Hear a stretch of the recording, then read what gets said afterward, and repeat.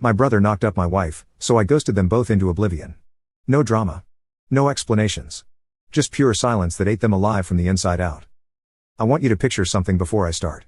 You're sitting in your living room on a normal Thursday night. Your wife is across from you on the couch. She's nervous. You can tell because she's doing the thing she does when she's about to say something she's been rehearsing. She keeps fixing her hair behind her ear, over and over, like she's stalling. And then she tells you she's pregnant. And for about 3 seconds, the world is perfect. 3 seconds where you're already building the nursery in your head, already imagining holding your first child, already planning how you're going to tell your parents. And then she keeps talking. And those 3 seconds collapse.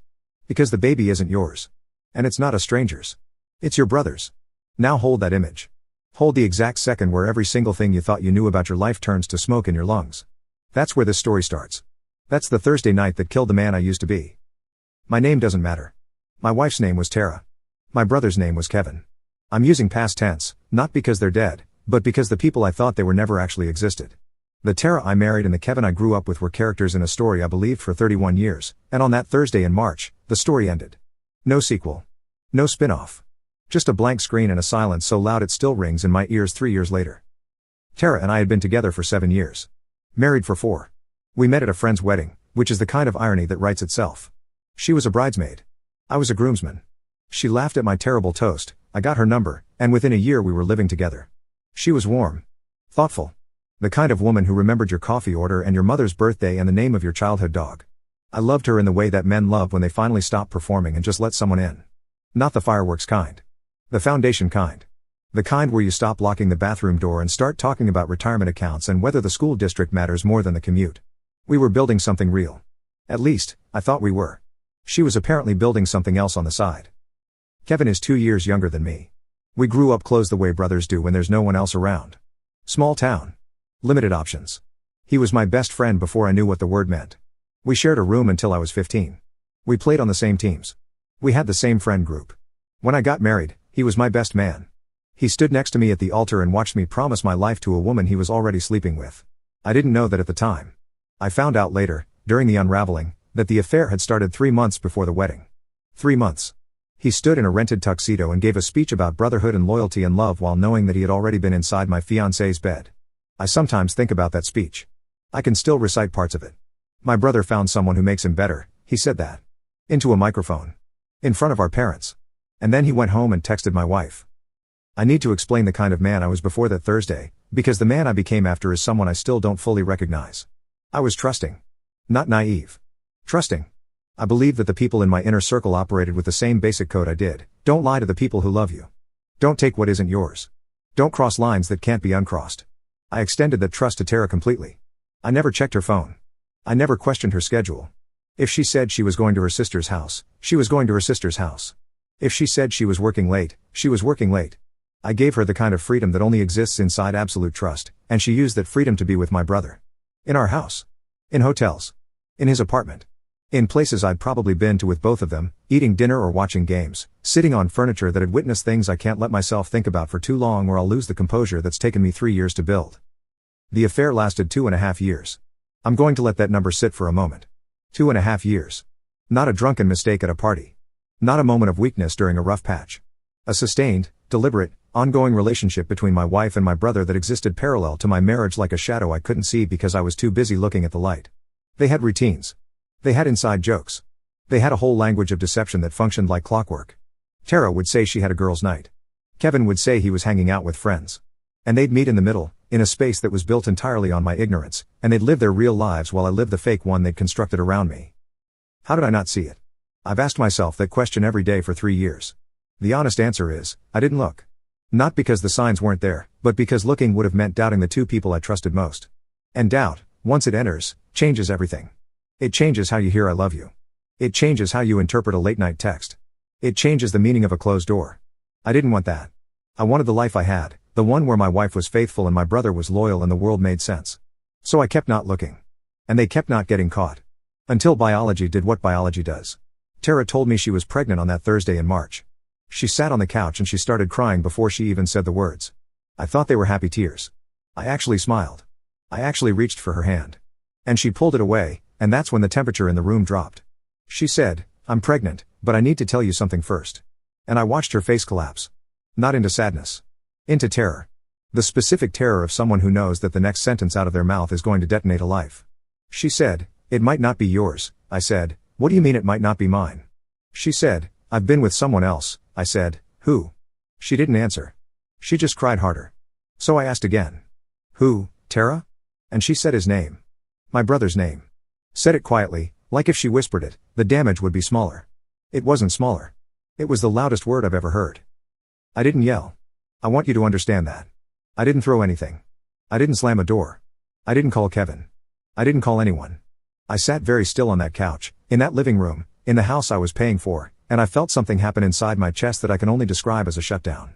Like a building losing power floor by floor. The lights went off in the part of me that loved her. Then the part that trusted her. Then the part that trusted Kevin. Then the part that trusted anyone. Floor by floor. Dark, dark, dark. Until I was sitting in the same room as my wife, but I was somewhere else entirely. Somewhere cold and quiet and completely, permanently alone. She kept talking. She said it had been going on for a while. She said she was sorry. She said she didn't mean for it to happen. She said she loved me. She said she loved me while sitting there pregnant with my brother's child, and I think that's the sentence that finished me. Not the affair. Not the pregnancy.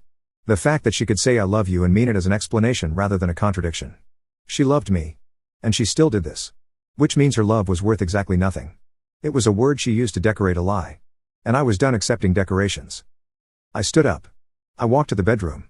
I packed a bag. Not everything. Just what I needed for a few days.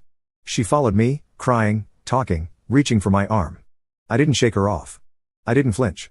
I just kept packing. Like she wasn't there. Like her voice was a sound coming from another room that didn't concern me. She said, "Please say something. Please yell at me. Please do something." And I looked at her, and I said the last words I would ever say to her face. "I'm going to leave now. Don't contact me." That was it. 8 words. No anger. No trembling. No tears. Just a statement of fact, delivered in the same tone you'd use to tell someone you're going to the store. I picked up my bag. I walked to the front door. She was standing in the hallway, one hand on the wall, mascara streaking down her face. I didn't look back. I opened the door. I stepped outside. I closed it behind me. And I never went back. I didn't call Kevin that night. I didn't call him the next day. I didn't call him ever. I want to emphasize that because people, when they hear this story, always ask, "Did you confront your brother?" No. I didn't confront my brother. I didn't give him the opportunity to explain, apologize, justify, or perform whatever rehearsed speech he'd prepared for the day this fell apart. I gave him nothing. No words. No anger. No closure. I gave him the one thing a guilty person can't survive: silence. Total, impenetrable, infinite silence. The kind that doesn't echo because there's nothing to bounce off of. I erased myself from his life the way you'd delete a file. Completely. Permanently. Without ceremony. Here's what I did in the 72 hours after I walked out that door. I checked into a hotel. I called a divorce attorney first thing Friday morning. I called my bank and separated our joint accounts, moving my direct deposits and personal savings into a new account in my name only. I called my phone provider and changed my number. I called my landlord and informed him I would not be renewing the lease. I contacted my employer's HR department and requested a transfer to a satellite office 4 hours away, a position that had been open for months and that nobody wanted. I wanted it. I wanted distance. I wanted geography between me and every single place that held a memory of the two of them. By Monday morning, I had a new phone number, a new bank account, a pending transfer, and a divorce filing in process. By the following Friday, I was gone. I told no one where I was going. Not my parents. Not my friends. Not my coworkers beyond what was necessary for the transfer. I didn't post on social media. I didn't send goodbye texts. I didn't explain myself to anyone, because explaining would have meant engaging, and engaging would have meant giving Tara and Kevin a thread to pull. I was not going to be a thread. I was going to be a wall. Smooth, featureless, impenetrable. You don't negotiate with a wall. You don't reason with it. You just stand in front of it and realize that the person on the other side is never coming back. Tara called my old number for 3 days before realizing it was disconnected. She emailed me. I had already set up a filter to auto-archive anything from her address. She drove to my office. I'd already transferred. She contacted my friends. They didn't know where I was because I hadn't told them. She contacted my parents. And that's where things got complicated, because my parents didn't know yet. They didn't know about the affair, the pregnancy, or the fact that their eldest son had just vanished. Tara, in her desperation to reach me, told my mother everything. And my mother called me on my new number, which she got from my aunt, who had given it to strictly for emergencies. My mother was crying. She said, "I just talked to Tara. Please tell me this isn't true." I said, "It's true." She said, "What about Kevin?" I said, "Ask Kevin." She said, "Where are you?" I said, "I'm safe." "That's all you need to know," she said, "come home." "We'll work through this as a family," I said. "There is no family. I'll call you when I'm ready." I hung up. I wasn't trying to be cruel. I was trying to survive. And survival, at that point, meant eliminating every voice that might try to pull me back into the orbit of the two people who had hollowed out my life. Kevin tried to reach me too. Of course he did. He called my old number. Disconnected. He called my parents. They gave him nothing because I'd asked them not to. He drove to my apartment. Empty. He showed up at my office. Transferred. He sent me emails that went straight to an archive I never opened. He tried every entry point into my life and found them all sealed. Bricked over. Gone. And I know, from what I heard later through the few threads of connection I allowed to remain, that it destroyed him. Not the guilt. Guilty people can live with guilt if they get the chance to confess, to be yelled at, to be punished, to be forgiven. What guilty people cannot survive is the absence of a reaction. I gave him no reaction. I gave him a void. And the void ate him alive. I settled into my new city like a man entering witness protection. New apartment. New office. New phone number. New routes, new routines, new grocery store, new gym. I rebuilt the surface of my life in about 3 weeks. Underneath, I was demolished. But the surface held, and in those first months, the surface was all that mattered. Get up. Go to work. Come home. Eat something. Sleep. Repeat. Don't think about the couch where she told you. Don't think about the altar where he stood next to you. Don't think about the fact that somewhere, a child is growing inside a woman who was your wife, and that child carries the blood of the man you called brother. Don't think. Just move. Just keep the surface from cracking. The divorce was handled entirely through attorneys. I never saw Tara again. Not once. My lawyer communicated with hers. I requested no alimony from either side, a clean split of shared assets, and sole ownership of my vehicle and personal belongings. She didn't contest anything. I think she was too shell-shocked to fight, or maybe she understood, on some level, that contesting would require engaging with me, and I had made it clear that engagement was not available. The papers were signed and filed within 4 months. I received my copy in the mail. I opened the envelope, confirmed the signatures, and put it in a filing cabinet. I didn't feel relief. I didn't feel sadness. I felt like a man closing a ledger on a business that had gone bankrupt. Final entry. Book closed. The baby was born 7 months after I left. I know this because my mother told me during one of our sparse phone calls. She said it carefully, like she was placing something fragile on a table. Tara had the baby. It's a boy. I didn't ask for details. I didn't ask whose eyes he had or how much he weighed or what they named him. My mother offered the information anyway. Kevin's been involved. There. Together now, I said nothing for about 10 seconds. Then I said, "Okay." And I moved the conversation to something else. I don't know what she heard in that okay. Probably not what I intended. I intended it to mean, I already knew this would happen. I knew that the affair wouldn't end when I left. I knew they'd continue. I knew the baby would bond them in a way that would look, from the outside, like a real relationship. I knew my brother would step into the space I'd vacated and play house with the woman who used to be my wife. I'd already processed all of that. I'd processed it in the hotel room that first night, lying on starched sheets, staring at a popcorn ceiling, running every possible future through my head until I found the one I could live with. The one I could live with was the one where I was nowhere near any of it. Let me tell you what silence does to guilty people, because that's the part of this story that people seem most interested in, and it's the part I understand the least, because I wasn't there to witness it. I only know what filtered back to me through my mother, through a few old friends who stayed loosely in touch, through the occasional second-hand account that reached me whether I wanted it or not. Kevin fell apart. Not immediately. Immediately, he was probably relieved. The bomb had gone off and he was still standing. He had Tara. He had a baby on the way. He had the life he'd apparently wanted badly enough to betray me for. But the relief didn't last, because the bomb hadn't really gone off. I hadn't exploded. I'd just disappeared. And disappearance, it turns out, is a slower and more corrosive form of destruction than any confrontation could ever be. Kevin didn't get a fight. He didn't get a screaming match in a parking lot. He didn't get a fist to the jaw. He didn't get tears or accusations or a dramatic scene he could later reframe as we both said things we regret. He got nothing. A void where his brother used to be. And that void, according to what I've been told, consumed him. He started drinking. Not socially. Alone. At home. In the apartment he now shared with Tara and the baby. He'd drink and then try to call me from new numbers I didn't recognize and didn't answer. He'd drink and then write me long messages on social media accounts I'd deactivated.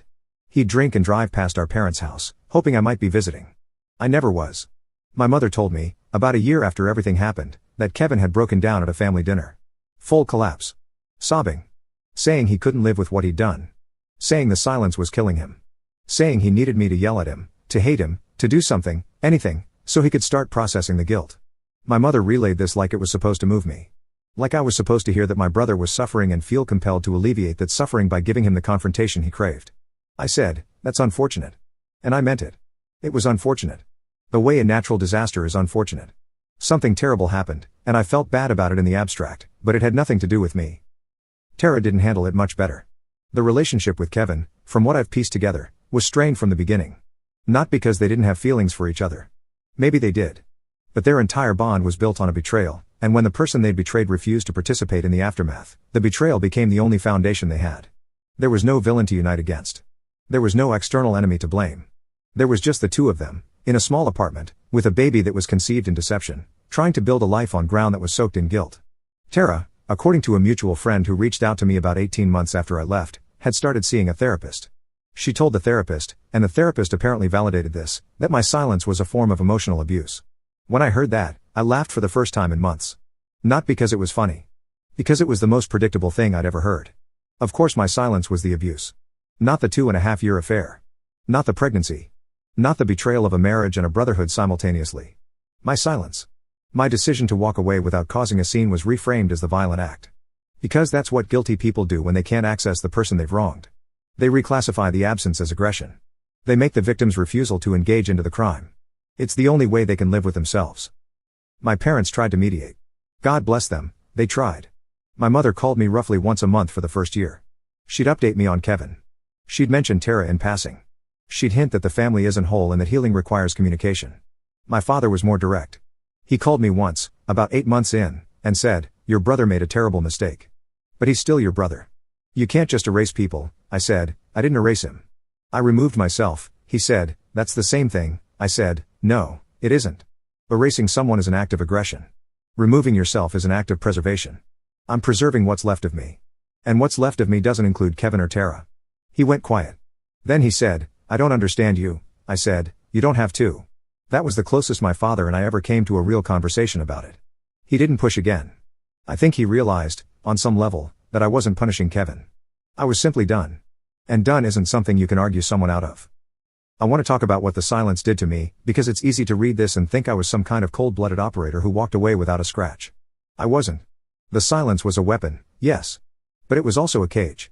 Because when you refuse to engage with the people who hurt you, you also refuse to process the hurt with them. And processing, I've learned, is not something you can do entirely alone. I tried. I sat in that new apartment for months, living inside my own head, replaying every conversation, every dinner, every holiday, every night Tara said she loved me, every time Kevin clapped me on the shoulder and called me bro, and I tried to reconcile the people I'd known with the people they actually were. I couldn't do it. The two versions didn't merge.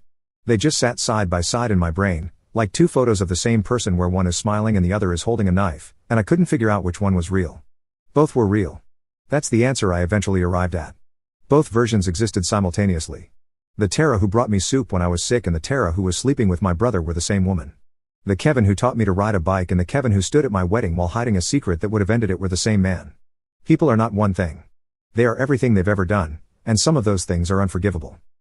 I started therapy about a year in. I resisted it for a long time because I didn't want to talk. Talking felt like a concession. Like admitting the silence wasn't working.